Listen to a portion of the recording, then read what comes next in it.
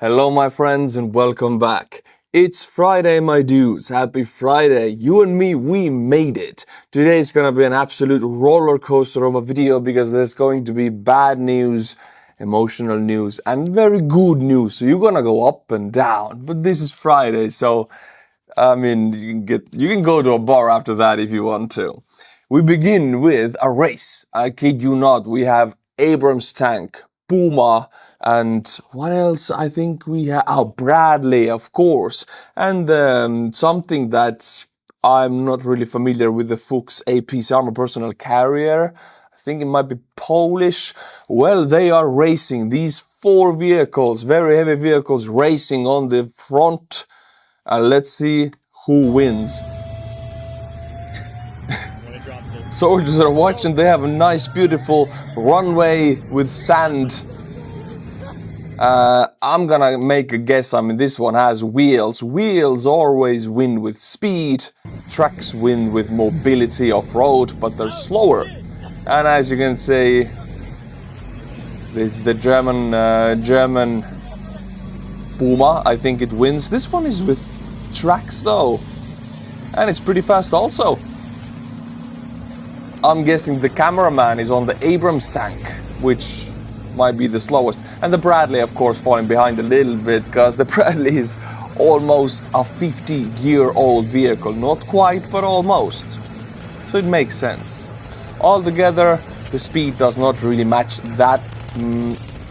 that much in these situations. The mobility and the armor matches more in this war. The speed matters, of course, but it doesn't matter if you're going 50 or 70 miles per hour because an FPV drone catches you anyway. So it don't matter if you're a little bit faster or a little bit slower. You're gonna get the hit. You gotta have thick armor. That's what saves your lives, not speed. But it's a really cool idea. We have a variety of videos today. This is what I'm talking about, the roller coaster. I have so many good videos and we're gonna go through all of them. Here, we're going into the sewers, not just any sewers, the sewers of Pokrovsk, Russian main goal that they have been trying to take for the last 6 months and more. They have been pouring tens and tens of thousands of troops into this frontal area. It's a grind. Honestly, it's like Avdiivka, it's like Bakhmut. It's almost surrounded and Russians trying to get into the city center to... You know, that's their tactic. Suddenly appear in the city center and then it's panic and then Ukrainians pull out. Well, in this video you can see which methods they use. This is a sewer pipe leading into Pokrovsk. And Russian soldiers have built these kind of trolleys, you know, wheels, a platform, they're on the stomach. Because if you would have to go through these, let's say 5 clicks, 3 miles on your knees and hands, you would have bloody knees and bloody hands. You would even wear through your knee pads and gloves. So this is the fastest and most efficient way to travel in a pipe. Although I would have never guessed as a soldier you would need this kind of skill. But that's what Russians use. Last time they used a gas pipe in Avdiivka. And a lot of soldiers died in the methane poisoning. So this time they use a sewage pipe. Same thing can happen though. These pipes are dangerous because the CO2 or methane, whatever gas is inside these pipes, they accumulate and they can stay stagnant. You wouldn't even smell the difference, but suddenly you pass out. Surprise! Out of Pokrovsk sewers we travel into Pokrovsk, where Ukrainians are trying to get this explosive out of an unexploded Russian Fab 500. This is a plane bomb that didn't explode. And as you can see, it has a lot of, it packs a lot of explosives. If you would take it out and turn it into individual anti-infantry munitions for drones, you would get tens and tens out of this one bomb. So this guy is getting it out with a sledgehammer. See, on the front, your sense of danger degrades so much because you're constantly in danger. So this might be seeming okay for you. Not okay for me. It's not okay. Don't do that, my friends. It's very dangerous. One spark. But I guess this guy, you know, explosives expert. I guess he knows what he's doing, but I wouldn't do that ever, never. But this guy doesn't care at all. Close to 20% of Russian oil refining capabilities have been knocked out cold due to Russian soldiers vaping too carelessly. We in the West don't have this problem thanks to Fume.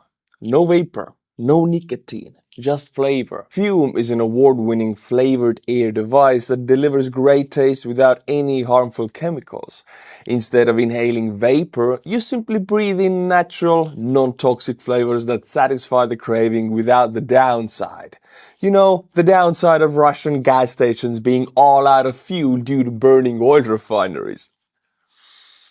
Wow, wow, wow. Psychology shows that stopping a bad habit of cold turkey is very hard on your brain. Fume works by replacing your hand-to-mouth fixation, calming nervous tension through fidgeting and distracting you from your bad habit with delicious flavor. It's sleek, it's portable, built to last, designed with a high-quality build and a sleek aesthetic. Fume feels premium in your hand and is easy to take anywhere, whether you're at work, traveling or just relaxing at home. Over 500,000 people have already made the switch to Fume as part of their habit change journey. If you're ready to try it for yourself, now's the time. For a limited time, if you order the Journey Pack using my code Estonian, you'll get a free Fume topper, an awesome accessory to level up your experience. Click the link tryfume.com/Estonian or scan the QR code on the screen to get yours today. Thank you Fume for sponsoring today's video. We're not done with the roller coaster. I'm in this crazy video today. I bring to you a Russian soldier with a bottle leg. You might think, a bottle leg? Did he make a mistake? Is his English bad? No, I mean a literal bottle leg. This is a leg made out of bottles. I shouldn't be laughing, I know it's a tragedy to lose your leg. It's bad, as it is. But I mean, I can't. This is a war hero, in a way, because he went to fight for his Tsar, you know, Putin. He should be awarded because he's going to sacrifice his life, in this case, his leg, for the leader. What he gets for it? A bottle leg. You want a bottle leg? Well, too bad, you're not in the Russian army. You're not gonna get one. But this guy got it because there's no prosthetics enough for the soldiers. First of all, they are expensive. Second of all, high-tech prosthetics usually more done in the West. Russia is not that good in making them. And the low-tech, just like these wooden prosthetics, even those are not enough for all the soldiers. So the ones who don't get it, they gotta make do with what they have. Bottles. And they cannot use vodka bottles because it's usually glass. You cannot have a glass leg. So you gotta use plastic bottles. That's what you get. Congratulations, you are a hero. Герой, наш герой. Our hero right here.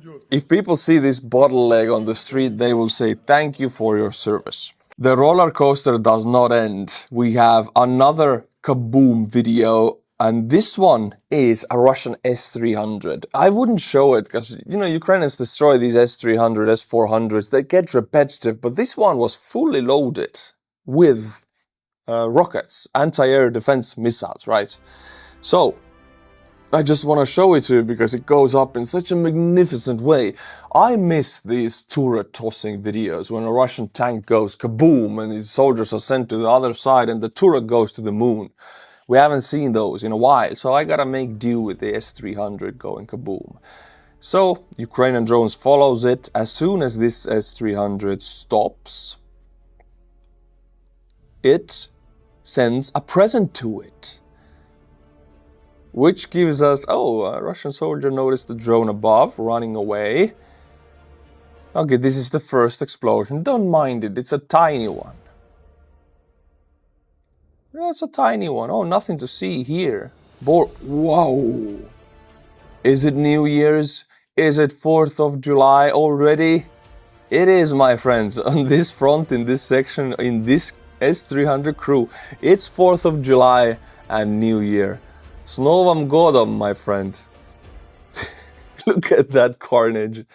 It's enjoyable. And now you will get a sense of the true roller coaster when I say, and I mean it in this video, because now we're gonna watch a video which Russians published, and it's a war crime. Russians published a video of them striking a Danish civilian humanitarian aid workers who are demining, working with unexploded ordnances. Their trucks are all white, so you can see them far away that they're civilian workers, humanitarian workers. And the worst part is that Russians themselves publish it, meaning they're not ashamed. They want to spread it. See, look at these trucks. Would you think they're military vehicles? I wouldn't strike them. And they were civilian humanitarian workers from Denmark, and Russians struck them knowingly. And 2 of them died. So they sacrificed their life coming from a very good society in the European Union to a war zone to help the Ukrainians in need, and then Russia struck them knowingly that they're civilian humanitarian workers.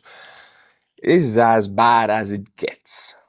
And now, I mean, we went to the down of the roller coaster. Are you ready to go up? Because we are going to. On the 3rd of September, so 2 days ago, Russia wanted to make another missile attack against Ukrainian cities, and they do that with their strategic bomber fleet, Tu-95s, Tu-160s, Tu-22s. Well, in this case, they use Tu-160s. And I mean, I don't know what happened. Maybe God intervened on the Ukrainian side. I'll read the report to you. I mean, I cannot make this stuff up. It makes itself up. Emergency of strategic aviation. Yesterday, on the night from 2nd to 3rd of September 2025, during the execution of a combat mission to destroy objects on the territory of Ukraine, a number of SA aircraft experienced technical problems. And I would say it's a divine intervention on the Ukrainian side. Check it out.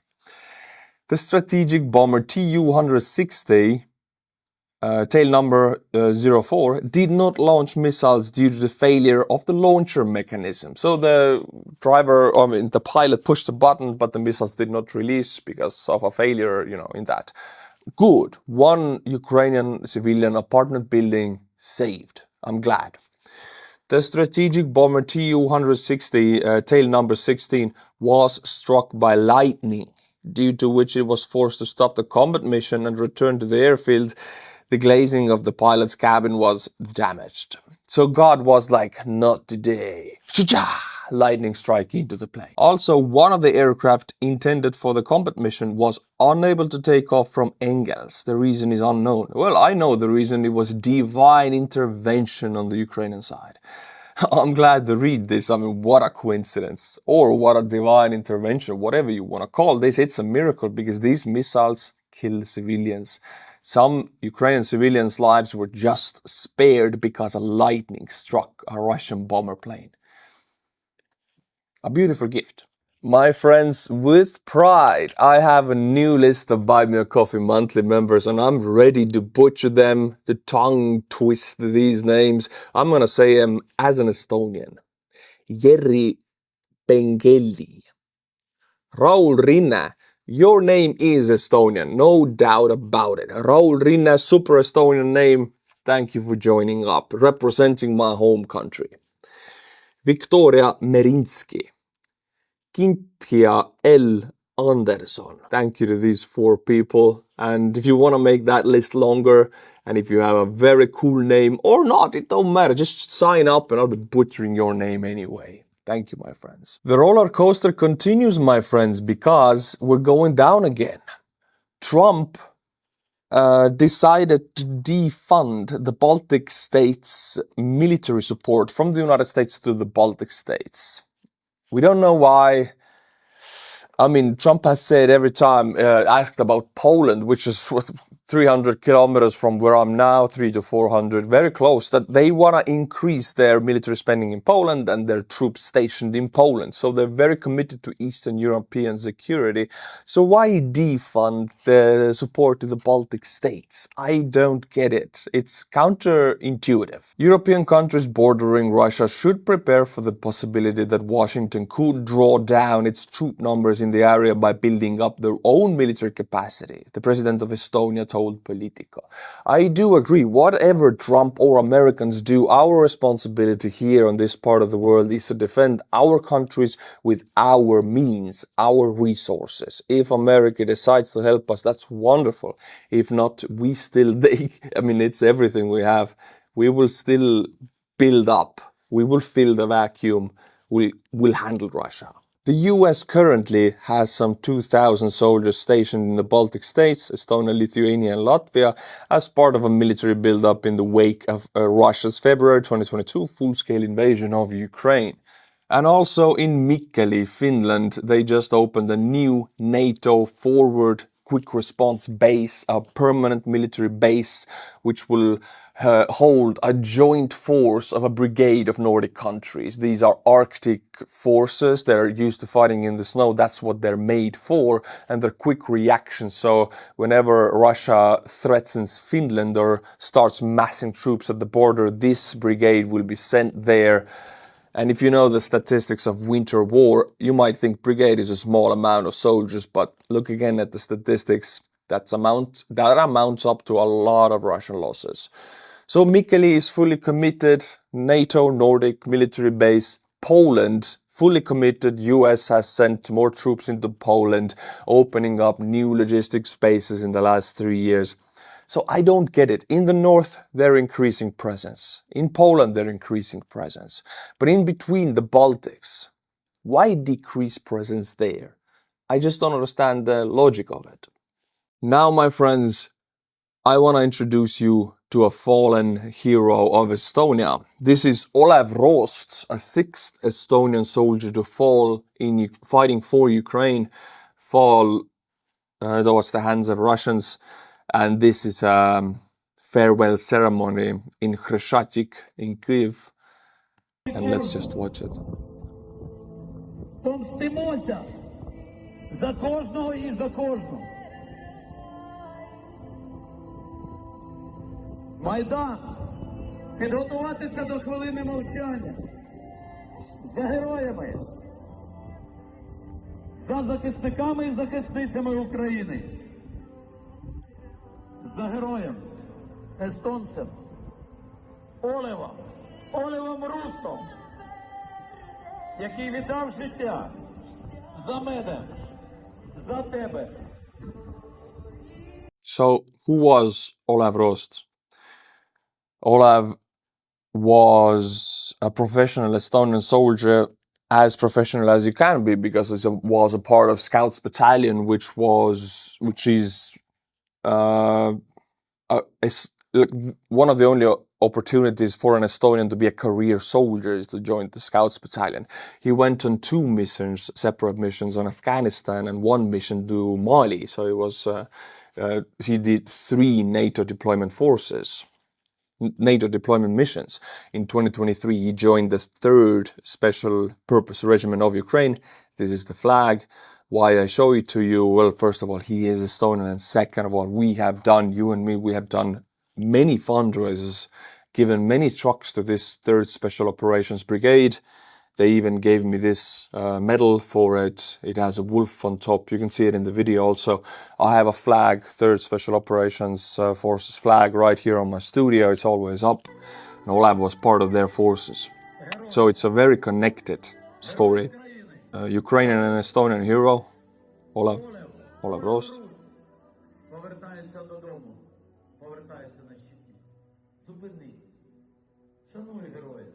So this is a loss for Ukraine, this is a loss for Estonia, and it shows how much we are committed. Percentage-wise, we have helped Ukraine as much as we can. Per citizens, money given, we're in the top 3. Also, our citizens are on the front. I know there's about 50 of them, people from Estonia going to fight for Ukraine, and 6 of them already have perished. So Olev is the 6th Estonian hero to fall in this war. Remember the heroes, my friends. And as I said, I'm getting sad myself here, but the roller coaster continues. We're at the down bottom now. We're riding. I cannot say where we're riding, but we're riding because China and Russia, they have decided now, Putin and Xi have decided that their citizens should be able to travel to each other's countries visa-free. This is a first, And now for 30 days they can do so. Putin in this video is very happy and gives his regards to Xi, thanking Xi for allowing Russian tourists to travel to China visa-free.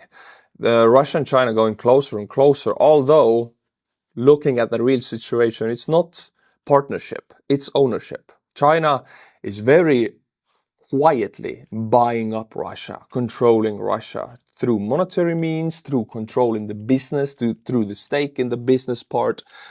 About 70-80% of all new cars sold in Russia are Chinese. Russian aviation is dead. It's being replaced by Chinese aviation.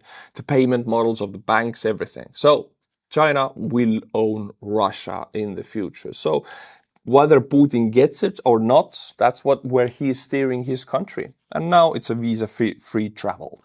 I've been talking about Putin and Xi. We all saw this clip of the military parade when Putin and Xi were walking. Kim was also here. The three musketeers of hell. But now they translated what these guys were saying. I mean, some of their talk was leaked. The microphones were far away, but you could hear some of it. So I'll read you the subtitles, and it's weird. Xi says, these days, 70 years old, translated in Russian, earlier people rarely lived to 70, but these days, 70 years old, you're still a child. Well, if I look at Donald Trump, who is in that age, yeah, it's true.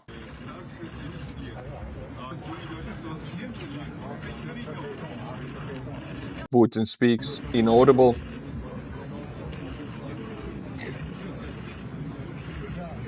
Look at Lukashenko. Mr. Potato Head. It's always so funny. He's such he's so round and potato-ish. I don't know. I don't want to make fun of people's appearance like that, but it's like, I mean, Lukashenko is the guy who said, you don't want to get COVID? Go to the sauna and drink vodka. That's what a country's leader said at the COVID times where people were dying. Okay, let's continue. Translated in Mandarin. With the development of biotechnology, human organs can be continuously transplanted and people can live younger and younger and even achieve immortality. What? Translator in Korean. Organ transplants. So, Xi in Mandarin. Predictions are that this century there's a chance of also living to 150. So you get three evil musketeers from hell walking, and what are they talking about? Nukes or what? No, they're talking about organ transplants and immortality and the wish to live to 150. I mean, hey, Trump at 70 what something is bad as it is. Imagine if 150. I mean, can these guys do a favor to all of us and just die maybe? Right now? Not 150, please. No, thank you. This is, it's like three evil guys from a cartoon. What are they talking about? Organ transplants. Of course they are. That's what they're talking about. Continuing on this same parade. Wherever Kim Jong-un sat, after he left, his crew came up and wiped everything clean. Because you know, the DNA of the dear leader, it's so good. We don't want to spread it.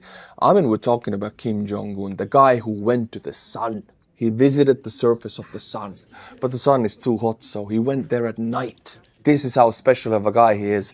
That's why they're wiping everything clean. Look at that. Wherever he sat, no DNA, no, because the West might be wanting to replicate Kim Jong-un because he's such a perfect of a human. So that's why they gotta take the DNA away, because we don't want Kim Jong-un's clones in the West. So of course, all we want is our own dear leader. That's why they're wiping it up. And he takes his time, man. He polishes these surfaces. He's a very confident guy, man. Look at that. And what came out of the meeting of Putin and Xi, again, one of the biggest things that they would see as a success, definitely Putin. In reality, I'm going to open it up to it's not that much of a success. Russia has signed an agreement with China to build a gas pipeline through Mongolia. The project, known as Power of Siberia 2, will have a capacity of around 50 billion cubic meters of gas annually. Arctic gas that previously flowed to Europe will now be redirected to China. All right, yeah, it sounds on paper, if you're like a Russian simp, you say, oh wow, China will replace European Union. No, I'll take a minute to explain that. Chinese buy Russian gas and oil almost at net zero, so the amount they pay is so cheap that Russia like barely makes any profit, or a little bit, like so little. Europe paid 3 to 4 times as much as China is willing to pay. Second of all, Russia does not have the money to build this out. This pipeline from north, Yamal Peninsula to China through Mongolia, the sheer length of it and the size of it, we're talking 50, 60, 70, I'm ballparking here, but like in the rounds of $100 billion investment to build out this pipeline. It's a massive investment. It requires massive modern technology, which the West provided before when building out Nord Stream, for example, and Nord Stream 2. This has to be built by China because Russia does not have that capacity without the Western technology. So when China builds it, I know how they do things. They don't want to pay for it. They will build it saying that we build it, but you will give us free gas through this pipeline for the next 5 or 10 years. And they build it for 5 years. So for the next, let's say 5 years, they build it for free for Russia. Then after that, the next 5 to 10 years, they get free gas of it. And after 15 years, Russia might be seeing some profit out of it. So yeah, the futuristic outline, the realistic outline of this pipeline, if you wait 2 generations, it's going to make a ton of money if they build it. But not sooner, man. Not in the next 15 years, Russia's not going to make any money for it. It's going to give control to China. You thought this video was over, I thought also, but now I see that we have not done the Russian oil refinery bingo, my friends. Get out your cards. Are you ready to play? Friday's edition, we got the bingo game going on because the recent strike was in Ryazan. The Ryazan oil refinery, with a total refining capacity up to 17 million tons annually, was struck. Wow, my friends, look at this bonfire. Magical. And 17 million tons annually is one of the biggest refineries again. Also, this refinery has been struck time and time again. Let's look at the dates. March 13th, May the 1st, 2024 actually, January 23rd, January 26th, and now again. And in August it was struck also. So this has been struck for like 10 times already, but it's so massive. Then you gotta strike it, the fires go out, you look at the satellite imagery, you see that the refinery is working in 70% capacity, you strike it again, 60% capacity again. Taking out this behemoth takes months, but if you do it, it hurts. And not that occupied Luhansk doesn't already have a massive gasoline shortage. Ukrainians still decided to strike their fuel depot, so now it will go even worse. Yes, this is a gasoline and diesel depot, just a storage facility in Luhansk, and it's going up in flames, creating a free bonfire for the occupied citizens. And with these strikes, the gasoline shortage, you might think it's only in the peripheria. But no, this is Moscow. In Moscow gas stations, there's also a shortage of gasoline. I mean, it shouldn't be the case because it's Moscow. Moscow is never running out of stuff. Everything else is running out of stuff. But if Moscow is running out of gasoline, this is bad. And also Khabarovsk, where there's massive lines, no diesel, no gasoline. And what the government decided to do, first of all, when it happened like 2 weeks ago, the government said that the tourists are to blame. All these tourists going to Khabarovsk, damn it, tourists, why you go to Russia and use up all the gas, all the diesel? Now, the new version that the Khabarovsk government is saying is that it's the fishermen. The fishermen, they're fishing so much. Why are you fishing so much? There's no diesel anymore. They're blaming. You know, in Russia, you shift blame all the time. Just shift blame, wait 2 weeks, shift blame.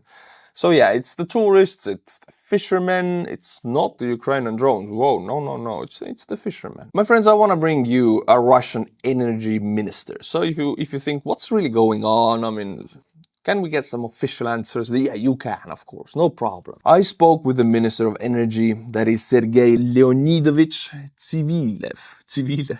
He said that there are no issues with the supply of petroleum products in our regions, including, naturally, gasoline at filling stations. And there won't be any problems. Everything is under control, Siluanov told journalists.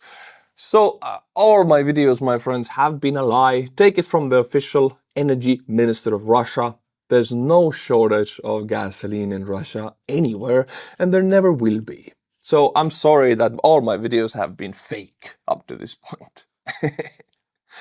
Alright, I'll also bring... Energy minister is not enough. I also bring to you economy minister. Russia's Minister of Economic Development, Maxim Reshetnikov, admitted that the Russian economy has reached a point where it will no longer grow. Oh, that's so sad. According to Reshetnikov, the baseline growth forecast will be revised further downward. Stagnation is setting in much earlier than expected. Damn, look at that sad face. He's so sad about it. I don't know why, he looks satisfied. Maybe because he's a minister, he doesn't really care. And finally, we have reached the final piece of news today. Oh, this has been a roller coaster, much like this graph you see right here on the screen. What graph might it be? Well, you guessed it. That is the Russian deposits, Russian cash in the Russian banks. So, it shows you that Russians are pulling their cash out of their banks. Either they need to pay rent or mortgages or buy stuff, or just they don't trust the banks. Whatever's the case, Russians are pulling money from the banks for different reasons. And compared to 2024, this graph is way different. So if this continues like that, it signals a bank run. This is what it is. It's a bank run, not in a few days, but in a matter of months, it's a bank run. And bank runs are really bad. For whatever reason they happen, they're horrible. So I'm expecting this line to go down. And in simple terms, if this line go down, Russian country go down. And I like that. So let's keep an eye on this bank run of Russian deposits in the banks being withdrawn out. Alright, my friends, this roller coaster is now officially over. You can go to the bar and enjoy yourself because this was a ride. I will be back for you on Monday. Be sure to be back. Be sure to subscribe. Until then, my friends, Slava Ukraini and bye-bye. Thank you, Fume, for sponsoring today's video.